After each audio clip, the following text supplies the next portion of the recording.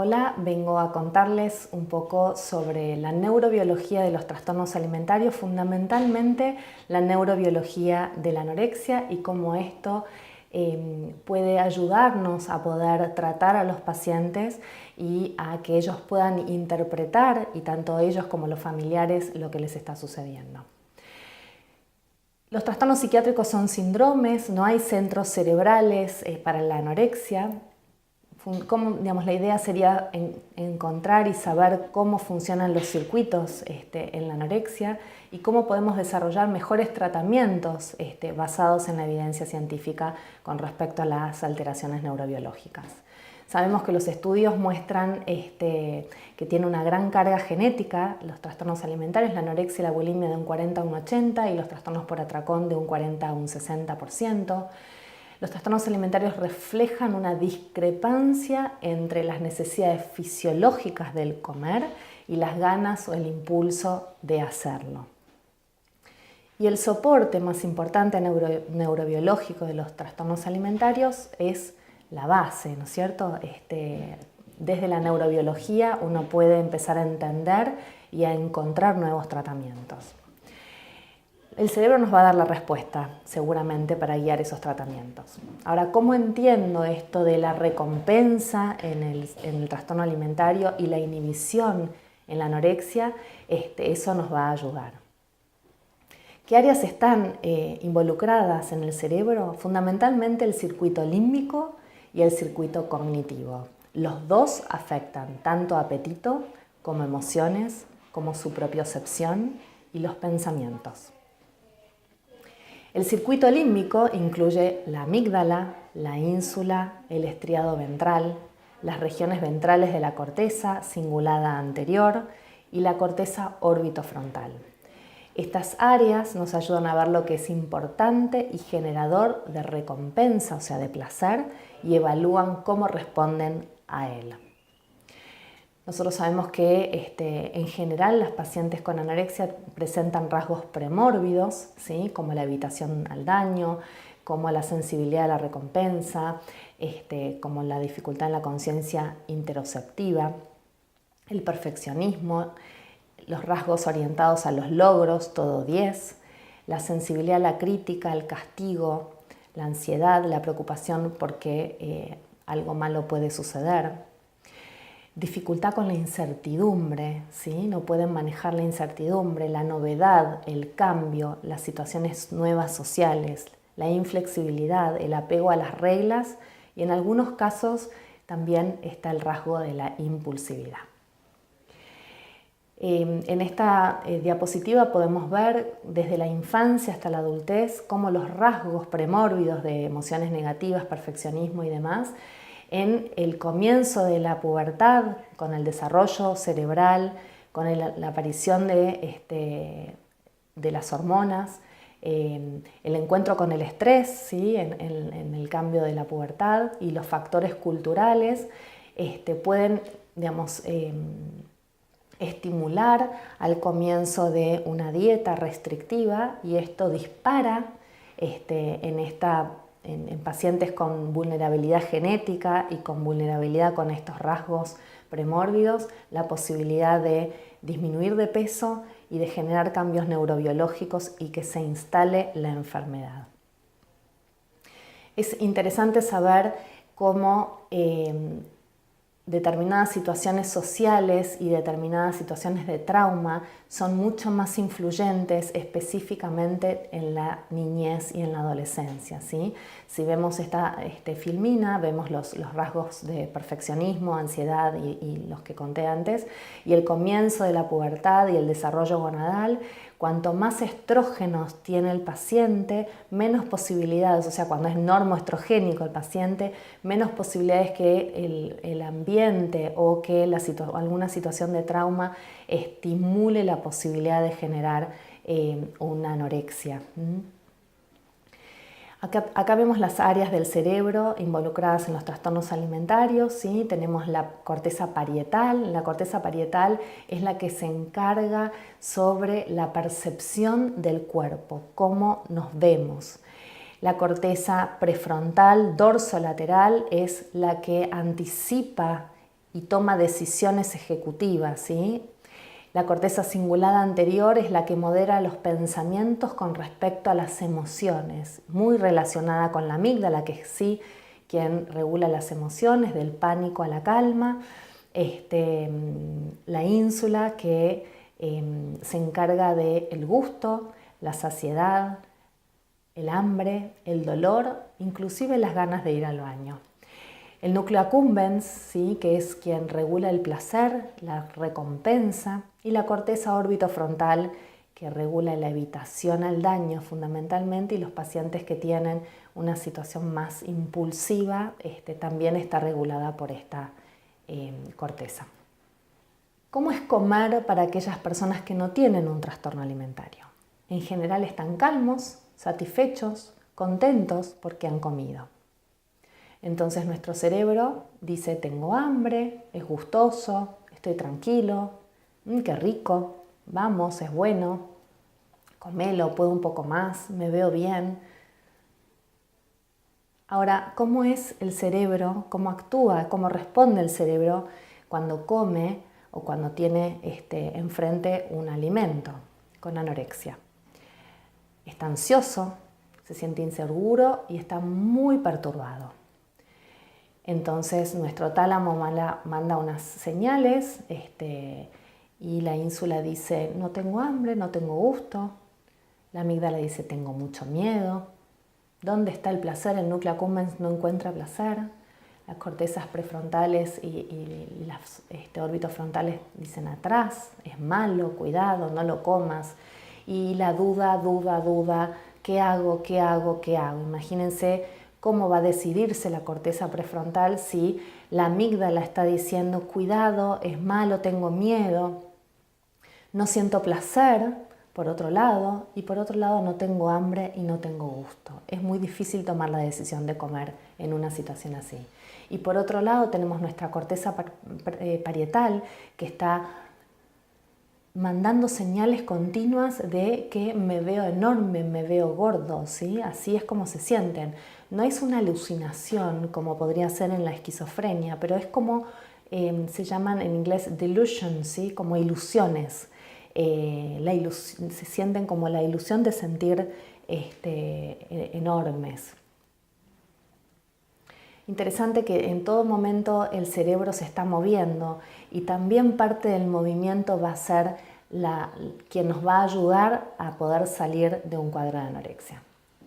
¿Qué diferencia tienen en la respuesta al comer en los trastornos alimentarios? Los individuos sanos, cuando no comen, cuando tienen mucha hambre, están irritados, están tensos, y cuando comen sienten mucho placer y se sienten contentos y tranquilos. En cambio, las personas con anorexia en general están muy tranquilos teniendo hambre, no tienen problema, ¿sí? Se sienten en ansiólisis y la comida genera un nivel de ansiedad altísimo y sentimientos de extremo disconfort. Es importante llevar este mensaje a las familias para que puedan entender por qué les cuesta tanto.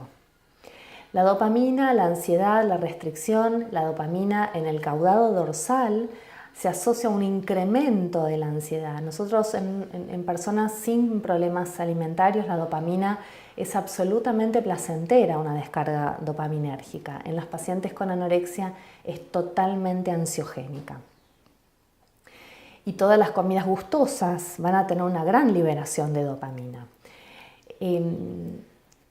Hay una competición entre la dopamina y la serotonina en todos, en todos los cerebros, ¿sí? La serotonina es el sustrato crucial del sistema aversivo motivacional que se opone al dopaminérgico.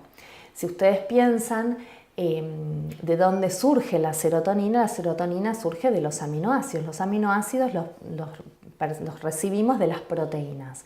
Cuando un paciente no come, no recibe proteína suficiente, no obtiene suficientes aminoácidos, entonces no produce suficiente cantidad de serotonina. Y esto genera también una situación de tranquilidad. Entonces esta composición o relación entre la dopamina y la recompensa y la serotonina con la predicción de castigo es lo que se está todo el tiempo en equilibrio en los pacientes. En esta filmina lo que vamos a ver es estos dos centros de tanta importancia en los pacientes con anorexia, en donde el sistema límbico, ¿sí?, regula la emoción y el refuerzo, y el sistema cognitivo es el de la planificación y las consecuencias. Si pensamos en el límbico, hay una evaluación del refuerzo, procesamiento de la saliencia de la situación y genera respuestas afectivas. En cambio, el control cognitivo es monitorea todo el tiempo los conflictos, toma las decisiones y tiene el poder de la inhibición. En este caso lo que vemos es cómo la balanza está declinada hacia el componente cognitivo, ¿sí?, en donde la alimentación patológica está relacionada con una alteración en la modulación de la recompensa y de la inhibición. Entonces tenemos recompensa y motivación, bajo consumo de alimentos, drogas y dinero, ¿sí? El paciente con anorexia no le interesa todo lo que pueda significar placer. Disminución en la sensibilidad de la recompensa, falta de motivación. Esto también se relaciona con la falta de motivación al tratamiento, y la imagen, hay una baja respuesta a la recepción y mayor respuesta a la anticipación, ¿no es cierto?, de lo inesperado. Por otro lado tenemos el cognitivo, ¿sí?, que tiene más que ver con la inhibición, la ansiedad, alta sensibilidad al castigo, evitación del daño, sobrepreocupación por las consecuencias, intolerancia a la incertidumbre, ¿sí? Entonces vemos cómo está desequilibrada esta balanza. Normalmente cuando tenemos hambre, ¿sí?, en las resonancias magnéticas funcionales en un paciente control, lo que vemos en el hambre, en el ayuno, es que el valor de la comida, ¿sí?, aumenta la motivación para comer. Por eso cuando uno va al supermercado con hambre, es muy peligroso, porque en general va a hacer muchas más compras. El hambre aumenta los aspectos motivacionales de la comida y del dinero. Activa regiones asociadas a la recompensa, ¿sí?, y reduce el top-down del control inhibitorio.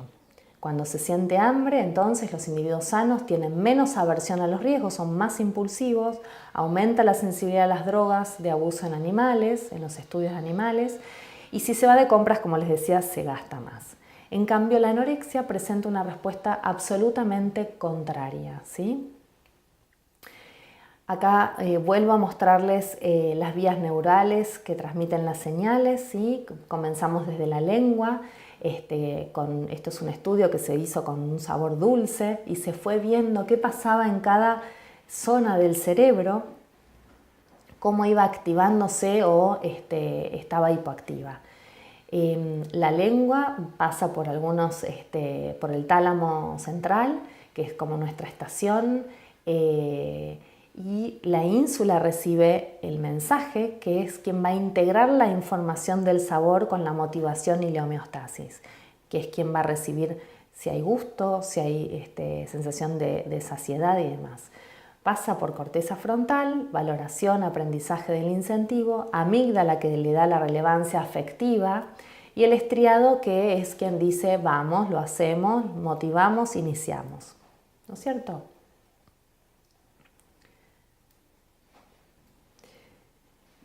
En el caso de la anorexia, ¿sí?, el paciente sano, que es el de la izquierda, se les presenta la comida y hay una sensación interoceptiva que dice, bueno, nos animamos. La amígdala no está hiperfuncionante, entonces dice, ok, estoy tranquilo, podemos comerlo. Hacen una evaluación positiva la corteza prefrontal sobre la situación de comer ese pedazo de torta, y el caudado dice, ok, nos aproximamos y saciamos el hambre. En cambio, en la derecha es el paciente con anorexia, se le presenta, son pacientes que están en ayuno, se le presenta el trozo de torta, y las señales interoceptivas prácticamente no están, porque no hay hambre, no se siente demasiado. y la amígdala hace una evaluación negativa de esto y la corteza prefrontal lo mismo, con lo cual el caudado dice que no me acerque, mejora la comida y a largo plazo mejor me mantengo delgado. Este es otro estudio que muestra que la anorexia, el paciente con anorexia tiene una respuesta disminuida al azúcar. En estos estudios, donde uno de ellos es el de Walter Kaye, lo que muestran es que las vías neurales que transmiten las señales del gusto hacia la valoración por la comida y la motivación para comer, lo que está frenado es la iniciación, o sea que el estriado está frenado y lo que sucede es que el paciente puede reconocer el sabor dulce y el hambre, pero hay una alteración en la precisión para trasladar la señal en la iniciación del acto de comer. Si ustedes preguntan a los pacientes con anorexia, hay algunos que no sienten gusto, hay algunos que no sienten hambre y hay algunos que sí sienten gusto, pero que a pesar de eso y a pesar de ese poder sentir hambre no pueden iniciar el acto de comer. Posiblemente también tiene que ver con cuánto la amígdala esté descargando, ¿sí? Y cuánto la corteza parietal con esta sensación de distorsión de la imagen hace que el acto de comer se frene. Entonces hay una falta de respuesta apropiada a la comida cuando se está hambriento. El paciente en la mayoría de los estudios dicen que no pueden sentir hambre y que que no puede ser traducible a la motivación para comer en la iniciación de la ingesta. La ansiedad, la inhibición o la inflexibilidad inhiben la influencia del hambre. Esto es una pregunta, ¿sí? Si la ansiedad puede también influenciarlo. O que identifique erróneamente la comida como riesgosa. Esto tal vez puede ser hasta inclusive aprendido y modelado a nivel familiar y a nivel social. Las estrategias del tratamiento del rasgo, ¿sí? Rasgo premórbido, es muy importante trabajar con los rasgos y si nosotros nos podemos pensar en lo que son los rasgos, en las consecuencias de esos rasgos en general, las pacientes lo utilizan en cuestiones disfuncionales, ¿no es cierto? Por ejemplo, la rigidez. Entonces, ayudar al paciente a poder ponerlo en un acto productivo para ella, como por ejemplo poder trabajar prolijamente o por ejemplo poder ser muy puntilloso en el acto de comer en términos de los horarios, ¿sí? Ayudar a la comida mecánica y que utilice ese perfeccionismo en pro del buen tratamiento. Entonces, ¿cuáles serían las estrategias del tratamiento con respecto a los rasgos del paciente? Básicamente la terapia basada en la familia, donde se habla de conflictos con la alimentación y con la ganancia de peso, la psicoeducación, entrenamiento del paciente en habilidades basadas en el temperamento, la remediación cognitiva para poder flexibilizar el pensamiento, ¿sí? Ayudar a poder ver el bosque y no tanto el árbol.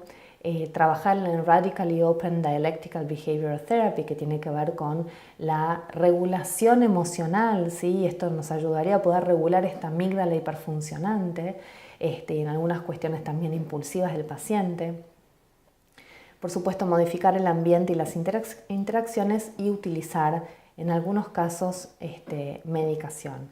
En este momento se está utilizando mucho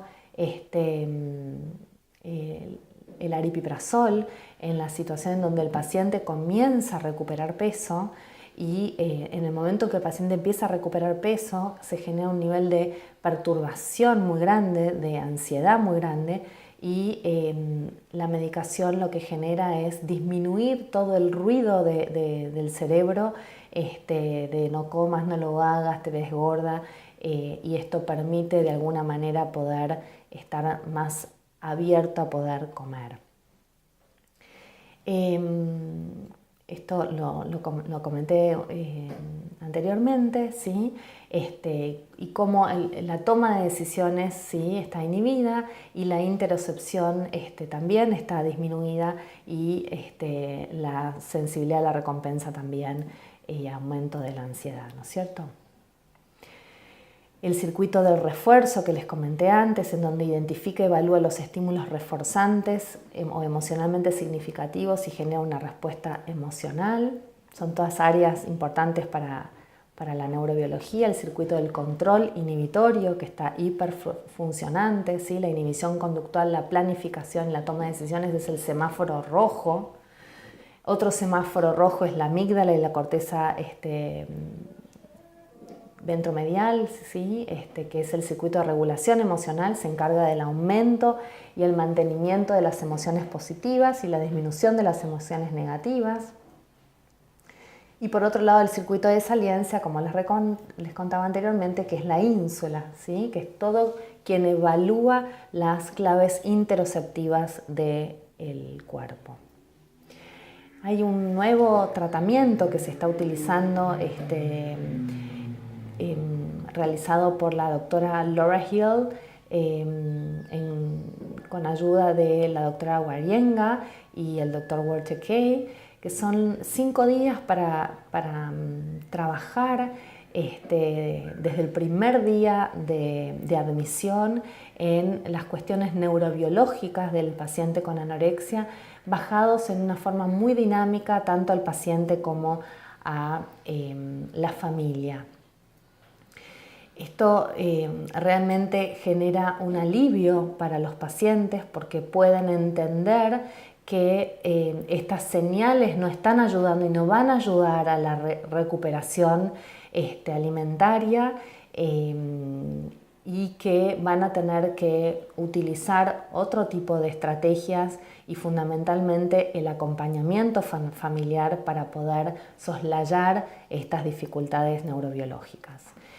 Es importante saber que si nosotros dejamos al paciente sin tratamiento o si no le otorgamos un tratamiento basado en evidencias, el paciente la enfermedad neuroprogresa, ¿sí? Y esto hace que se exacerben los estilos cognitivos, el paciente se pone cada vez más rígido, aumente más los rituales, los estilos emocionales sean de mayor estrés y mayor sensación de continua amenaza, mayor depresión.